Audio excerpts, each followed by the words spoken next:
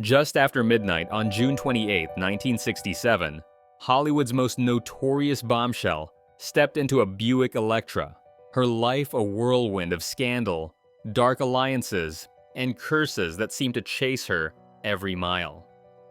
Jayne Mansfield was headed toward her final headline, a crash so violent it would spark decades of myths, ignite public backlash, and leave a mark on highway safety forever. What happened in those terrifying last minutes? And why do rumors about decapitation, satanic warnings, and a doomed journey refuse to die? The real story behind her fate is far more shocking than the legend, and you're about to see how it all began. Publicity was Jayne Mansfield's oxygen, and by the mid-1960s, she was gulping it down any way she could. The tricks that once made her a household name, like the infamous 1955 poolside wardrobe malfunction, or that dinner with Sophia Loren where the tablecloth had more coverage than her dress, had given way to a different kind of spectacle. No longer the clever blonde orchestrating headlines, Mansfield was now chasing them, and the stunts were getting stranger, louder, and sometimes dangerous. Affairs with married men became tabloid sport. The rumors about President Kennedy? She didn't mind. Any headline was a good headline. But the real drama started when Sam Brody entered her orbit. Brody, her divorce lawyer turned boyfriend, wasn't just bad news. He was volatile, jealous, and by 1966, the source of bruises Mansfield couldn't always hide. Her daughter Jane Marie would later accuse Brody of beating her with a belt, and police records from early 1967 back up the story. Mansfield, who once engineered every camera angle, now found herself trapped in a cycle of chaos she couldn't control. That's when Anton LaVey, the self-styled Black Pope of San Francisco, stepped into the picture. In the spring of 1966, Mansfield met LaVey at his Black House, where he crowned her High Priestess of the Church of Satan. Photographers snapped shots of her draped in a velvet cape, LaVey's arm around her, a ritual dagger glinting in the background.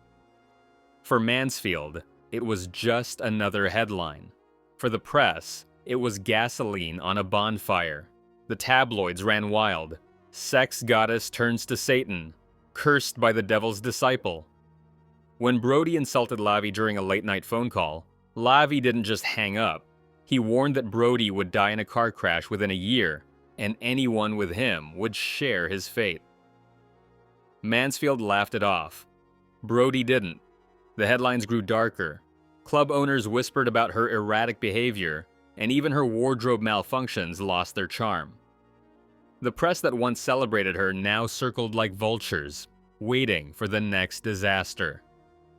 By early 1967, Mansfield's name was less about glamour and more about scandal, violence, and the kind of bad luck you only read about in pulp magazines.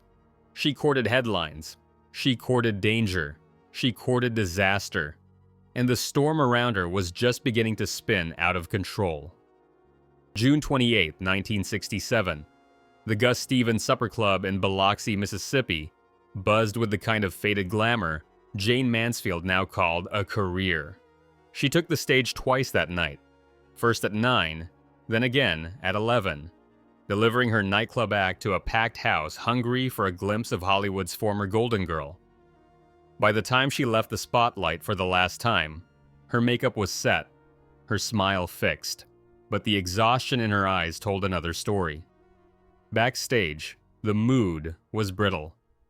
Sam Brody hovered, quick to anger, and the club's young employee, Ronnie Harrison, waited with keys in hand.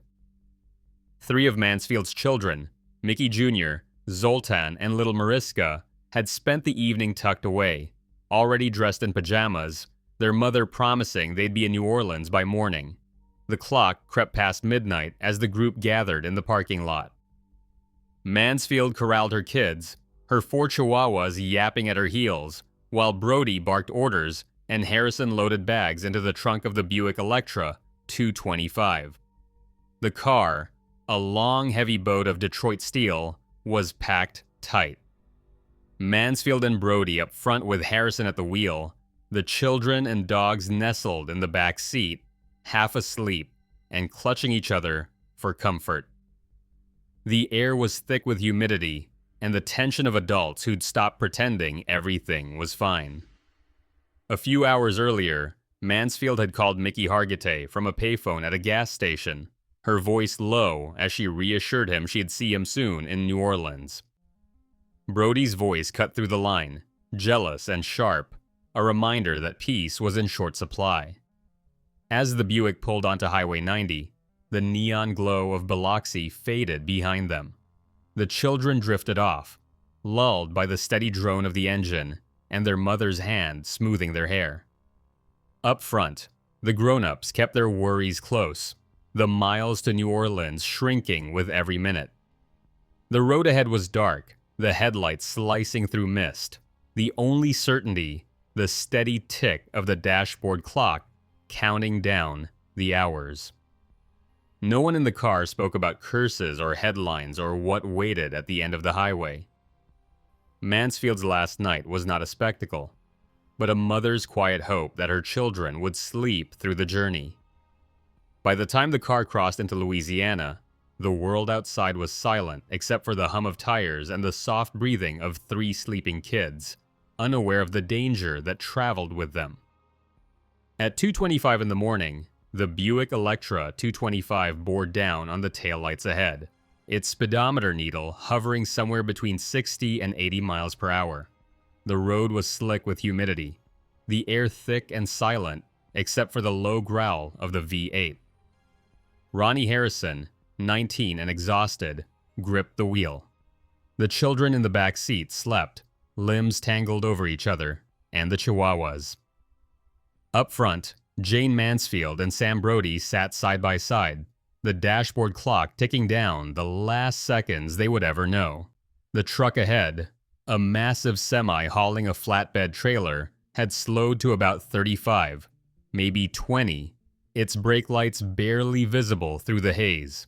There was no warning, no screech of tires, no time for Harrison to react. The Buick plowed into the trailer's rear overhang without ever touching the brakes. The sedan's hood and front bumper slipped beneath the steel frame, the entire upper half of the car meeting the unyielding edge of the trailer's undercarriage. In a fraction of a second, the roof peeled away, sheared clean at forehead height. The force was absolute.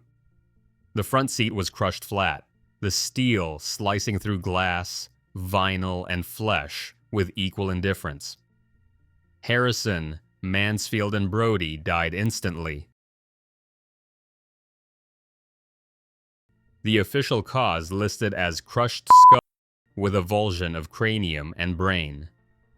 The children in the back seat, Mickey Jr., Zoltan, and 3-year-old Mariska, were saved by inches and by luck. The back of the Buick, still mostly intact, shielded them from the worst. Mariska was thrown beneath the seat, her face cut, but her life spared.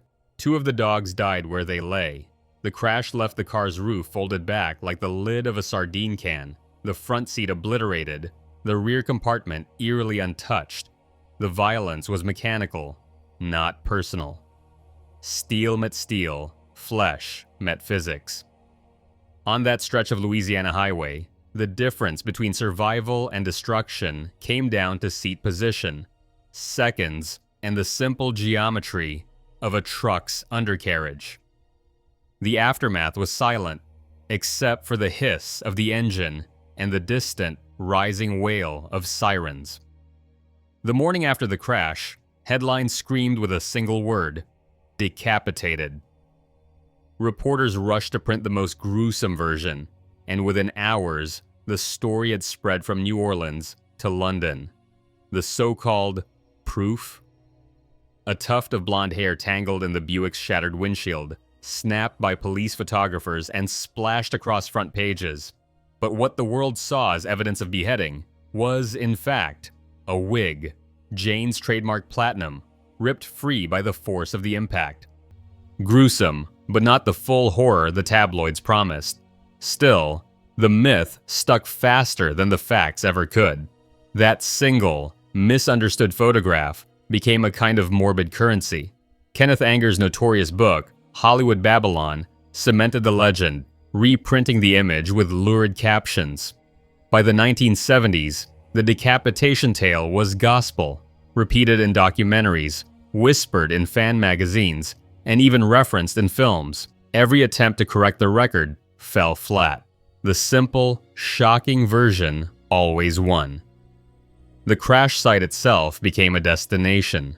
The ruined Buick, roof peeled back like a sardine can, was hauled from the highway and, after a quick paint job, was displayed at roadside carnivals and tourist traps. In 1999, the so-called death car sold for $8,000, blood-stained seats and all, to a collector who drove it from town to town like a traveling sideshow. People paid to gawk at the twisted metal, to stand where Mansfield's final seconds played out, as if proximity might reveal some secret the headlines missed. Meanwhile, the Sophia Loren photo, snapped a decade before at a Hollywood dinner where Mansfield's dress did all the talking, took on a new, haunted life. After Jayne's death, fans would approach Loren with copies of the image, asking for her autograph. She refused every time. Out of respect for Jayne, Loren explained, because she's not with us anymore. The public's appetite for tragedy, though, was insatiable. Mansfield's afterlife belonged to the rumor mill, the roadside attraction, and the myth makers who knew a good story never dies. The truth, buried in autopsy reports and faded police files, never stood a chance. At 2:25 a.m. on June 29, 1967, Jayne Mansfield's life ended in a collision so violent it sheared the roof off her Buick Electra. The official autopsy listed her cause of death as a crush with avulsion of the cranium and brain, not decapitation, a distinction often lost in decades of sensational headlines and misreported photographs. Despite the release of police reports and autopsy documents, questions linger about the precise moments before the crash and the role of fatigue, fog, and pressure from a relentless publicity machine. What remains clear is the lasting effect. Mansfield's accident led directly to the 1968 federal mandate for the Mansfield Bar, a safety device now standard on trucks across America.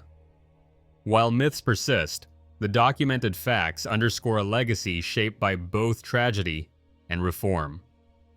Mansfield's final minutes, preserved in public records and news archives, continue to remind us how spectacle and truth often collide, with real-world consequences for safety that endure far beyond the headlines.